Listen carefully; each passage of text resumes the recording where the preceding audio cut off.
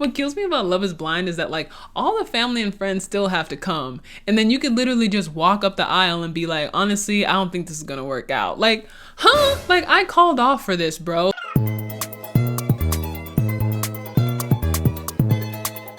Episode 8 starts off with Uche pulling Milton aside after he had previously pulled Lydia aside in episode 7 to call her a stalker and confront her, but he never really mentioned Aaliyah at all in that conversation, which I mentioned in my video. I thought that was really odd because if you are going to confront an ex about trying to ruin your current relationship, you probably are going to mention your current relationship's name. He never did, so I find it so weird that he's trying to do this slander tour of Lydia at the Pod Squad meetup in this episode and also try to make it seem like she's not a good person to marry to Milton. It seems like once Lydia really started getting close to Milton and cut off the well, and then Aaliyah wasn't giving the same energy because she also kind of cut him off, he was left with nothing. Uche tells Milton that Lydia is so upset still about how things ended between them and he was trying to be the nice guy and be like, it's not you, it's me. But that's not true. I feel like she was a liar. She was super dishonest in the beginning and I feel like I can't trust her. So pretty much you shouldn't trust her too, Milton. If Lydia is still upset about how things ended, I feel like that's completely fair. Uche's trying to paint it like Lydia came on the show just to get revenge. I just don't see how that makes any sense because she never told Aaliyah that you were a cheater and she never slandered you. If Lydia was actually trying to ruin Uche's relationship with Aaliyah, the first thing she would have said is that he cheated, number one. I mean, we know nothing about that situation, and she really hasn't been trying to tell her side, which I feel like is a sign of respect on her part. What killed me is when Uche said that he was trying to be the nice guy in this situation. He always had Lydia's back, and he was actually telling Milton, make sure that you don't hurt her. Now he just feels like she crossed the line. It's like, what are you even talking about? Uche tries to show Milton the last text between them saying that, oh, I told Lydia she's the most amazing person that I ever met and you truly deserve everything and blah, blah, blah, blah, blah. And I'm like, so you know that I'm not trying to bullshit you and make up lies. Trust me, So, okay, you don't need to. if you're such a good friend to Milton, why won't you mention the fact that you cheated on her? Uche never says the words, I cheated. He doesn't tell Aaliyah that. He doesn't like give her the comfort to be like, hey, like I've done the same thing. Like I know how you feel, like it's really a crappy feeling. Totally would have made him a way, way better person. He doesn't tell Aaliyah that. He doesn't tell any of the cast that. He doesn't tell Milton that. I don't understand why it's so difficult to say that you cheated on someone. It's fine if you want to just go into the show with a clean slate, but like the way that he tries to talk to Lydia, making us think as the audience that she's a stalker, she's crazy, she's this, she's that. It's like, maybe Lydia is crazy, but I'm never gonna trust you as a reliable, credible source if you don't even say what you've done. Like if you're still hiding and not taking accountability for your thing, I'm not gonna talk about anything that Lydia may have done. If we do bring it back to the Aaliyah episode when he like grilled her about cheating, he literally was able to break down every single thing that is wrong about cheating. The dishonesty, the lack of accountability, the hurt the other person feels, and he the entire time knew that he did that. These women are little things that he's collecting that give him power, that give him like this feeling of validation, and when he loses that, he just absolutely goes crazy. We see this in how he's talking to the cast and how he's talking to Milton, telling Milton that she was so dishonest and I just feel like the way that she lied to my face with no remorse just told me that we're never gonna work out. Am I the only one who feels like it's so obvious that Uche is repainting the story so drastically? We don't even know what Lydia found when she was snooping. You did this for what? Why not? Why? Why not? Lydia storms in and she's like, Milton, Milton. And Uche's like, can we have 5 minutes? Can I have 5 minutes with my friend? First of all, no one who slept with my partner 2 months ago is my friend. Uche doesn't care about Milton at all. He doesn't care about anybody but himself. He doesn't want anyone to be happy in this situation if he's not at his happiest. He's alone. He doesn't have Lydia to, chase behind him. He doesn't have Aaliyah. He's literally throwing a tantrum right now. We are watching an adult tantrum on TV. I feel like Uche is just mad that he can't control her anymore. And I do want to say that I really love how Milton handled this entire situation. He really did a good job of not only staying calm, but also totally seeing through Uche. I think it was very mature how he decided to do it, being like, okay, well, I'll hit you in the group chat, like, oh. Uche literally says, if Milton says yes at the altar, it'll be the biggest mistake of his life. Like, Didn't you just say that the last text you sent Lydia was that she was such an amazing girl? Lydia was such an amazing girl, and then all of a sudden when she moved on with Milton, now she's the worst girl in the world and she's a crazy stalker. Then Uche moves on to try to slander Lydia to another group, the girls. Lydia's so desperate to be with me, and literally none of the girls are remotely moved. Only Johnny is moved. You've never met Uche before. Like, you literally have no reason to be on his side at all. You've had nothing but time with Lydia. You know, you were in the house where you could see that situation unfolding. So it's like, why would you even be so torn between Uche and Lydia when they literally keep them so separated on this show? It's possible that because Johnny clearly still likes Izzy and Lydia really liked Izzy in the beginning, maybe that's why she kind of was feeling still some type of way and just didn't want to be on Lydia's side. Or it could be because Stacy, along with the other girls, ended up defending Lydia's name when Uche was trying to slander and like go on this, oh my gosh, Lydia's so crazy tour. Stacy stands up for Lydia and kind of says like, Uche, that's not really how it all happened. Lydia was actually helping and supporting Aaliyah a lot, so we don't really know what you're talking about over here on this side. And all the other girls agreed besides Johnny. So maybe Johnny just didn't want to be like on Stacy's side. Like, I feel like they had so much energy in this episode against each other. Like, she just didn't want to agree with anything she said. We have been trying to figure out the motivation of why he pulled Lydia aside, pulled Milton aside, like slandered her name. Like,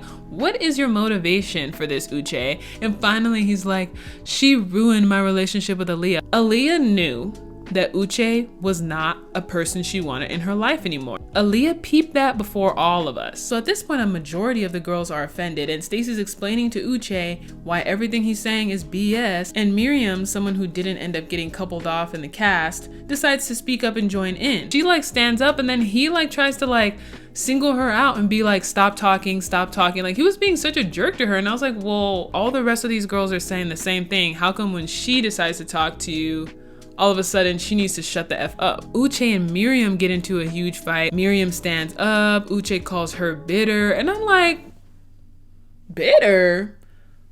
Who's the bitter one here? Uche, you are literally by the definition bitter right now. Like, you are literally bitter right now. Like, you are mad that Aaliyah went home and left you in the dust. You are mad that Lydia's leaving you in the dust. The only thing I wish is that Miriam was a little bit more like in pocket with arguing with Uche. And I feel like this is a lot of like smart men, like they argue this way. Like, they try to kind of like latch you on this hook and they take you wherever they want you to go in the argument. So Uche kind of starts deterring, even though we started off talking about how Uche is spreading a lot of BS and slander about Lydia.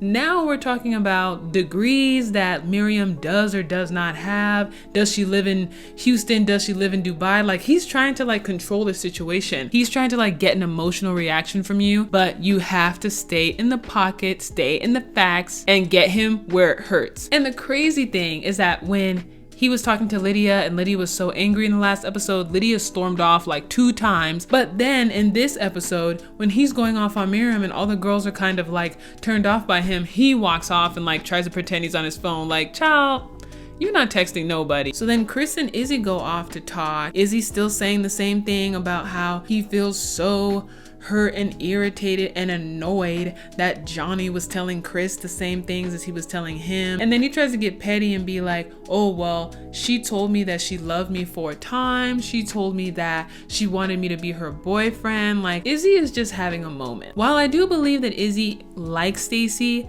I think that he really fell for Johnny. I feel like Johnny was his number one, and seeing her now in person, he's having such a hard time dealing with it. Izzy's trying to make Stacy feel like he doesn't care about Johnny at all. Like, she means nothing to me. And that's making it more obvious, dude. Chris is super shocked about the things that Izzy said Johnny was saying in the pods about saying I love you and will you be my boyfriend, and he's kind of starting to get turned off, but he's still riding with Johnny and he's still like saying like, okay, well, don't say things about her that aren't true, and at the end of the day I think she's an amazing person. And I'm like, oh, I love Chris. Stacy says that nobody likes Johnny. What is it with Stacy and Izzy like taking these surveys around? Like, do you like Johnny? What is this? Like, is this like a census? So many of you guys on my TikTok said that Johnny lives in Stacey and Izzy's head rent free. And I'm like, yes, so I wasn't the only person who got that, because I'm like, it is so obvious that Stacey's trying to pretend and make it like Johnny is nothing, but it's like, you know the feeling when your partner has an ex or someone else they like, someone else they have a space in their mind for. And Stacey can feel that. You can see in how Izzy's acting, like how he's dealing with this situation. Chris is still trying to defend Johnny, and Stacey's like, well, if Johnny is so amazing and she's this great person, why didn't you propose? Girl, shut the fuck up. You thought you ate that? Marriage is serious. So it's like, that's not like a great comeback. Like, if you like her so much, why didn't you marry her?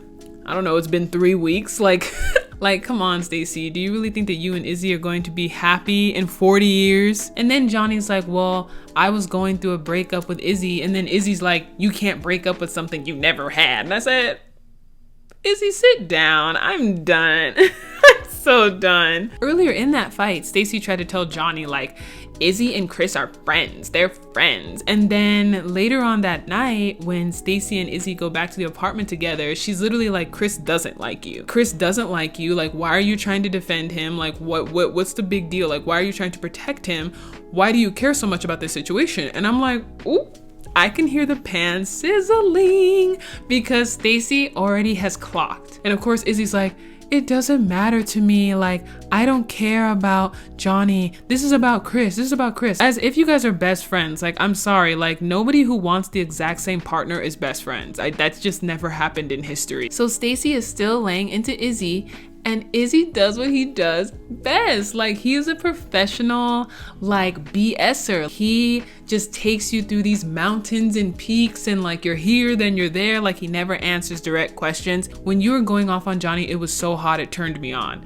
And it's like, that is so weird to say, like, when we're in the heat of me trying to get information about something. Stacey's literally like, but Johnny was your person. Like, I know you keep saying you don't care, but like, it makes me feel hurt that you talk about her when it's like, she was the person that you really liked. So I really feel like it's bothering me at this point. And Izzy's just like, you're so hot. You're so hot. Then he ends up crying in the bathroom. And that was like, what is happening? He literally scurried off and then started crying in the bathroom. She ends up consoling him. And I'm like, this is how he works. Like, classic misdirect. She was grilling him and really starting to get to the bottom of things. Now he ends up crying in the bathroom and talking about how he feels like nothing he does is ever good enough. And I'm like, oh my gosh. He's like, I do everything. I try so hard to be kind and patient. I try so hard to be kind and patient to you, and it doesn't matter. I'm underappreciated. I'm like, first of all, being kind and patient is a default, number one. Like, that shouldn't be something you're like working towards doing for someone. Like, that's not a task. That's not an act of service. Like, you should be nice to people. But then I guess it worked because Stacey goes to meet Izzy's mom, and Izzy's mom is actually super sweet. But then Lydia goes to meet Milton's family. Ish hits the fan.